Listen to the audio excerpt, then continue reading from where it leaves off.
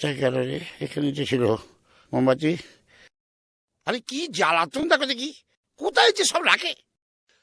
আরে এই ফুলকো, সিস্টার ফুলকো, আমার মোমবাতিটা কোথায়?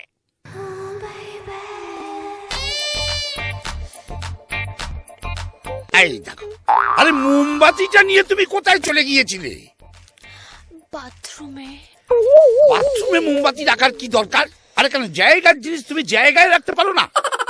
আমি তো জায়গার জিনিস জায়গাতেই রাখতে চাই, আপনিই তো না করেন। আরে এই শোনো, এই সমস্ত এখানে করা যায় না, এটা একটা ব্যবসার জায়গা। তো তাতে কি হয়েছে? ব্যবসার জায়গাতে তো ওঠা নামা থাকেই। দেখো এই সমস্ত কথা এখানে বল না। ব্যবসার জায়গায় ওঠানামা আছে, জীবনের ওঠানামা। এই ওঠানামা সেই ওঠানামা নয়, শোনো এর মধ্যে একটা ইয়ে আছে। আরে ইয়ে মানে ব্যবসা একটা লাভ লোকসানের ব্যাপার আছে। বাচ্চা কাছে মোমবাতি নিয়ে নাড়াঘাটা না করে পেশে দিচ্ছি। ডাকো ডাকো ডাকো ডাকো ডাকো। মোমবাতির আবার ভিড় কি করে কে জানে। আসুন। আসুন আসুন আসুন। তারপর কি নাম? মাখন দে। দিতে পারেন না নিশ্চয়। কি হচ্ছে কি? বাড়িতে কে কে আছে?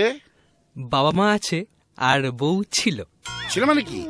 কি প্রেমিকের সঙ্গে পকাত করে ফুটে গেল নাকি? ওই আর কি, আমাকে রেখে বাপের বাড়ি চলে গেছে। কেন?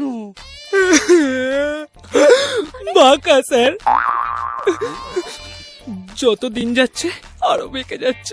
এভাবে চলতে থাকলে স্যার কয়েক বছর পর একেবারে কুণ্ডুলি পাকিয়ে যাবে স্যার।